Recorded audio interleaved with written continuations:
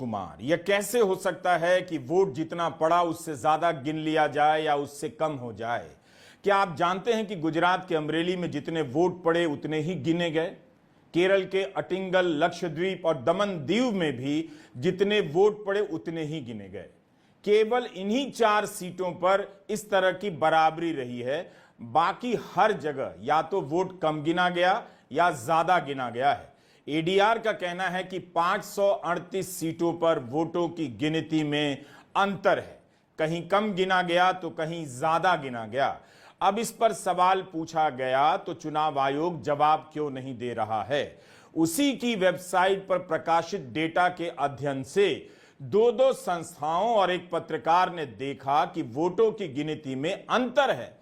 Association for democratic reform, vote for democracy और पत्रकार पूनम अग्रवाल ने चुनाव आयोग की साइट पर जो आंकड़े मौजूद हैं उसका अध्ययन किया है। एक अन्य एकेडमिक अनिकेत आगा ने भी अपने स्तर पर इन आंकड़ों का विश्लेषण किया है। सभी ने अलग अलग तरीके से इन आंकड़ों का विश्लेषण किया है, लेकिन सबके निष्कर्ष में यही आया है कि जितना वोट पड़ा उससे कम गिना गया या ज्यादा गिना गया। एडीआर ने चुनाव आयोग को सवाल भी भेजा है मगर जवाब नहीं आया। पत्रकार पूनम अग्रवाल ने चुनाव आयोग को ईमेल किया है और ट्विटर पर भी पूछा है, जवाब नहीं मिला। पूनम अग्रवाल ने तो 2019 में ट्विंट के लिए एक रिपोर्ट की कि 373 सीटों पर जितने वोट पड़े थे उससे कम या ज्यादा गिने गए।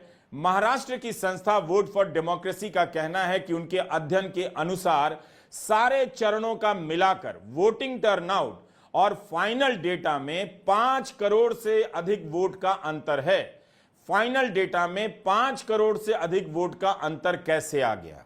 इस संस्था ने इन संसदीय क्षेत्रों का डेटा देखा है, सभी का, जहां 1 लाख या उससे अधिक वोटों से हार या जीत हुई, और उन संसदीय क्षेत्रों का डेटा देखा है जहां 50,000 या उससे कम वोट से हार या जीत हुई। वोट फॉर डेमोक्रेसी का कहना है कि मतदान समाप्त होते ही शाम 7:45 बजे तक वोटर टर्नआउट का डेटा आ जाता है। उसके बाद फाइनल आंकड़ा आता है। दोनों में इस बार करीब 5 करोड़ वोट का अंतर है। इसके बाद अलग अलग चरणों में वोट परसेंट 3.2% बढ़ गया तो किसी चरण में 6.32% वोट बढ़ गया। अगर आप इसे आंध्र प्रदेश में जाकर देखें तो वहां 12.54% वोट बढ़ा है और ओडिशा में 12.48% वोट बढ़ा है। ऐतिहासिक रूप से 1% से ज्यादा की वृद्धि नहीं होती थी, लेकिन 12% से अधिक की वृद्धि समझ नहीं आती है। चुनाव आयोग इसका जवाब नहीं दे रहा, इसलिए संदेह हो रहा है कि क्या 2024 का चुनाव फ्री एंड फेयर हुआ है। ये वोट फॉर डेमोक्रेसी का कहना है। वोट परसेंट में इतना अंतर कैसे आ सकता है? रात 8 बजे जो डेटा आता था मतदान के चरणों के बाद वो प्रोविजनल होता था, अस्थायी, लेकिन 2-3 दिनों के बाद जो दिया जाता था वो फाइनल होता था। इसके बाद तो उन आंकड़ों में बदलाव नहीं हो सकता, खासकर जब वोट गिने जा चुके हैं। यह कैसे हो सकता है कि वोट जितना पड़ा गिनती उससे ज्यादा की हो गई या कम की हो गई? वोट फॉर डेमोक्रेसी ने अपनी रिपोर्ट में लिखा है कि कई राज्यों में इससे बीजेपी को फायदा दिखता है। ओडिशा में बीजेपी को 18 सीटें अधिक मिली हैं, महाराष्ट्र में 11 सीटें ज्यादा मिल गईं, पश्चिम बंगाल में 10 सीटें ज्यादा मिल गईं, आंध्र प्रदेश में 7 सीटें ज्यादा मिली हैं, कर्नाटका में 6 सीटें ज्यादा मिली हैं, छत्तीसगढ़ राजस्थान में 5-5 सीटें बढ़ गई हैं, बिहार तेलंगाना हरियाणा मध्य प्रदेश में 3-3 सीटों का फायदा हुआ है, असम में 2 सीटें अधिक मिली हैं, केरल, गुजरात, अरुणाचल प्रदेश में 1-1 सीटें बीजेपी को अधिक मिली हैं।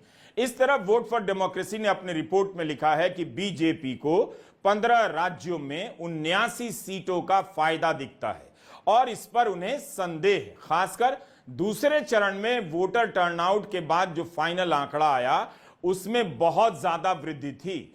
दूसरे चरण के नतीजों में बीजेपी को काफी फायदा हुआ है, जबकि इस तरह का ट्रेंड बाकी के चरणों में देखने को नहीं मिला है।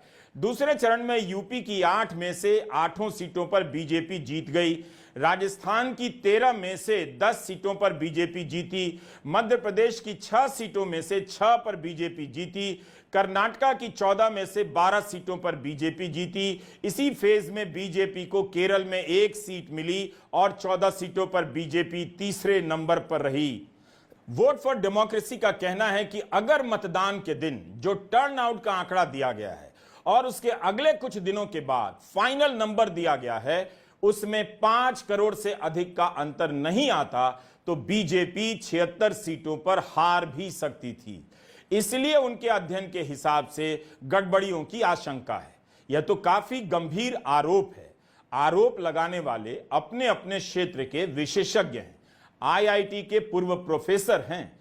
पूर्व मुख्य चुनाव आयुक्त एसवाई कुरैशी ने भी कहा है, चुनाव आयोग को इसका जवाब देना चाहिए। वोट फॉर डेमोक्रेसी ने अपनी रिपोर्ट चुनाव आयोग को भेज दी है, तब भी